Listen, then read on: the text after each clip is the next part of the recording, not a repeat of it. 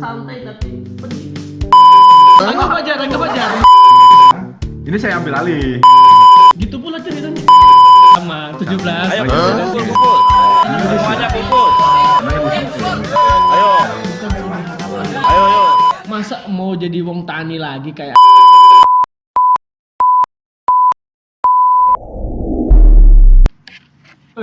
Assalamualaikum warahmatullahi wabarakatuh. Salam sejahtera untuk kita semua. Om Swastiastu. Salam kebajikan, namo buddhaya. Hidup petani. Mana sebutannya? Hidup petani. Hidup petani. Gitu dong, harus ada ininya gitu. Ada anu-anunya gitu. Jadi teman-teman semua, pada episode kali ini kita cukup serius sampai santai karena ini kita mendiskusikan tentang sesuatu hal yang sangat santai tapi penting. Nah, apakah dia? Kita akan mendiskusikan tentang pertanian dan pemuda.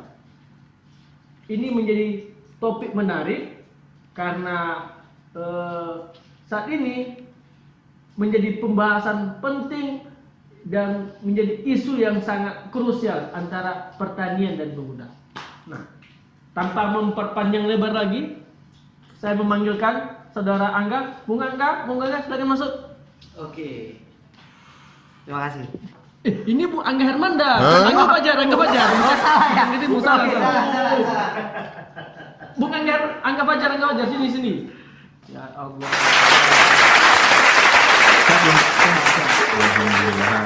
Teman-teman semua, saya perkenalkan saudara Fajar Angga. Sekarang ini saya ambil alih. Nah, abang kan udah nanya-nanya dari kemarin tuh. Gitu pula ceritanya. Ya iyalah. Kok ngaruh? Bisa aku ditanya-tanya. Aku nanya-nanya sekarang kan. Cocok? Ngopi. Cocok Cocok dulu. Cocok. Tos dulu. Ngopi. Ini koran ini. Kita geser dulu korannya ya. Geser. Ya. Kita nggak baca koran malam ini. Jadi gini dia bang. Pemuda di Indonesia saat ini memang cenderung anti pertanian ya. Cenderung anti pertanian.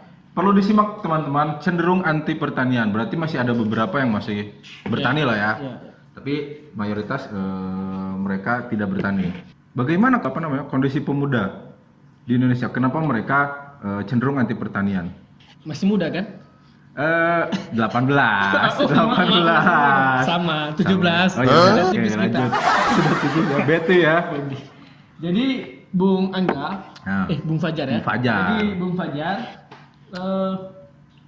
benar pernyataan Bung tadi, memang ada saat ini itu suatu situasi para pemuda itu anti atau cenderung anti terhadap pertanian. Inilah yang kita bisa buktikan dengan data-data krisisnya regenerasi petani. Oke. Jadi Bung Angga, petani kita itu sekarang ini itu rata-rata hampir 70% itu umurnya di atas 50 tahun Bung Angga. Ini kita benar-benar mengalami Miris ya? Miris. Jadi ada hampir 36 juta petani kita itu 50% ke atas itu sudah petani tua Bung Angga. Dan kita anak muda itu sudah tidak mau bertani lagi. Nah, inilah situasi pertanian kita yang mana jika ini berlanjut Bung Angga 5 tahun atau bahkan 10 tahun lagi di tahun 2030 nanti atau 32 Bung Angga, ini kita akan mengalami namanya kehilangan petani. Oke. Karena yang usang bukan yang usang, maksudnya yang udah renta ya. Yang udah renta kan udah bisa kita prediksi berapa lama lagi mereka. Karena kalau bertani, ya umur 60 tahun, 70 tahun itu mungkin mereka sebaiknya istirahat di rumah Bung. Ya, betul. Jadi benar-benar kita saat ini itu sedang menghadapi krisis regenerasi petani Bung Angga. Itu terjadi di Indonesia aja atau memang secara umum di dunia begitu sama kondisinya? Jadi sebelum kita bicara global, ini mengapa terjadi ya? Ini menarik. Terjadi karena memang Bung Angga ada stigma bahwa pertanian kita itu bukan sebuah harapan bagi pemuda. Oke. Pertanian itu dianggap sebagai kotor, jorok, rugi. Oke. Nah, sehingga anak muda tidak mau bertani. Itu lebih ke gengsi kali ya. Ya, gengsi. Dan memang faktanya juga seperti itu, Bung Angga. Kenapa? Bukan persoalan joroknya, tapi situasi ekonomi pertanian kita saat ini memang sedang tidak baik-baik, Bung Angga. Bung Angga bayangkan memang kita punya tanah, orang tua kita punya tanah 2 hektar misalnya. Orang tua kita punya anak 3 orang. Bung Angga, kita punya 3 orang laki-laki. Kita pingin mau bertani 3-3. Cuman tanah kita 2 hektar. Kalau ini dibagi, Bung Angga, ini tanahnya nggak cukup, Bung Angga. Oh, oke. Nah, itulah salah satu kenapa dilihat memang pertanian itu mengalami masalah ekonomi, sehingga anak-anak muda ini nggak mau bertani.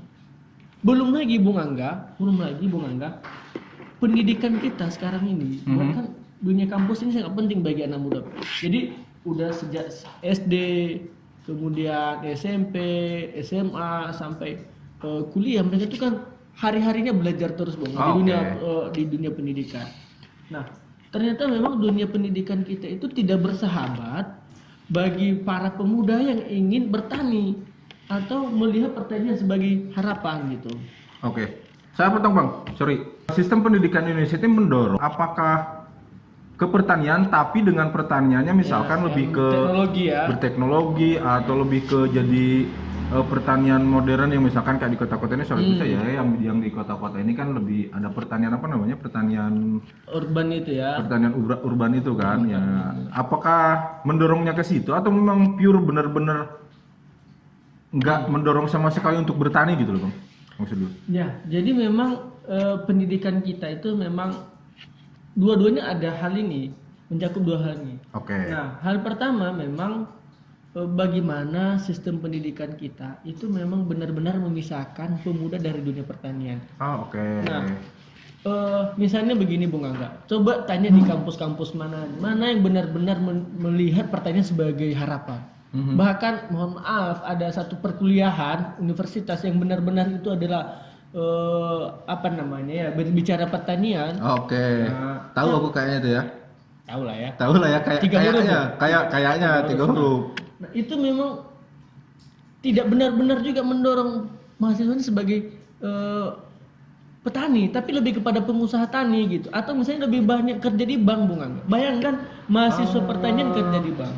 Nah, belum lagi lingkungan kampus yang saat ini itu ikan lebih melihat industri sebagai harapan, sebagai buruh, sebagai pekerja di perusahaan, sebagai pekerja di sebuah industri, sebagai harapan. Coba lihatlah, pendidikan kita sekarang didorong cepat tamat, Bung Angga. Oke. Dilihat cepat tamat, ijazahnya dijual kemana-mana. Nah, bahkan juga kadang-kadang dosen, kemudian juga iklan-iklan ataupun apapun tuh masih ada jokes-jokes yang mengejek petani, Bung Angga. Tanpa kita sadari itu sebenarnya merendahkan petani, Bung Angga. Nah, itulah ya. Sorry, saya potong lagi, Bang. Contohnya apa tuh? Ya misalnya ketika lagi ngajar, masa mau jadi wong tani lagi kayak ayah. Oke. Nah, itu kan sebenarnya itu kan merendahkan petani. Betul. Nah, itulah yang membuat dunia pertanian kita itu tidak bersahabat dengan para pemuda. Nah, di sisi lain memang ada juga sekarang ini teknologi, ada juga kampus yang mendorong pemuda itu bertani tetapi yang menggunakan teknologi. Nah, tapi itu kan tidak benar. Tidak benar sepenuhnya. Kenapa? Pertanian itu kan, Bung Angga, itu bukan hanya sekedar menghasilkan, tapi itu adalah bagian dari kehidupan kita, dari budaya menjaga kita. Alam ya. Menjaga alam kita. Betul. Dan kalau mau bicara pertanian, paling penting itu adalah bagaimana kita menanam. Bagaimana kita. Nah, sekarang kan ada yang pakai robot. Bayangkan, Bung Angga ini.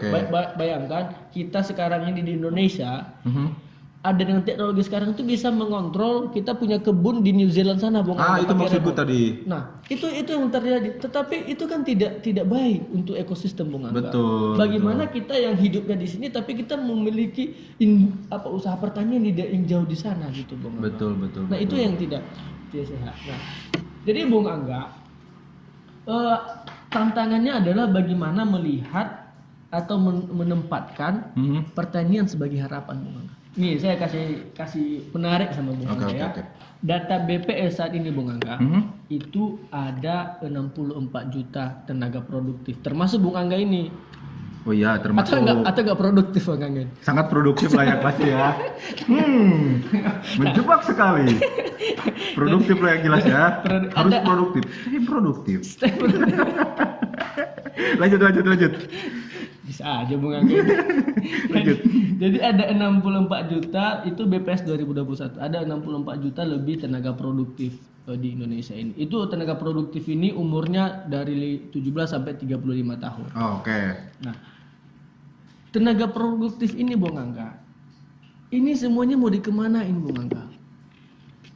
Secara tidak langsung kalau diorientasikan kita harus bekerja di industri saya misalnya, ini kan saya harus bersaing dengan 64 juta untuk mendapatkan pekerjaan di perusahaan. Oke, ngerti. Itu kan poinnya Bung Angga. Nah, di sisi lain, ini kan teknologi semakin canggih Bung Angga. Ya. Semakin canggih. Nah, kecanggihan teknologi itu sebagian orang memandang ini peluang. Tetapi ini juga ancaman bagi kita. Kenapa? Bung Angga bayangkan sekarang itu ya. Dulu bank-bank itu tellernya ada ya. Oke. Nah, sekarang tuh udah bisa pakai teknologi online.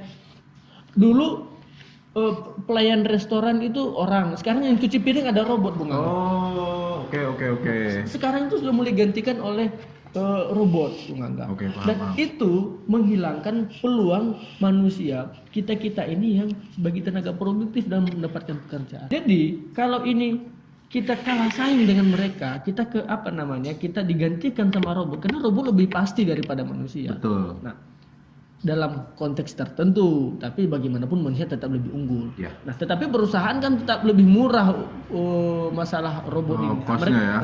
Mereka akan memilih robot dan kita harus kehilangan pekerjaan peluang di sana.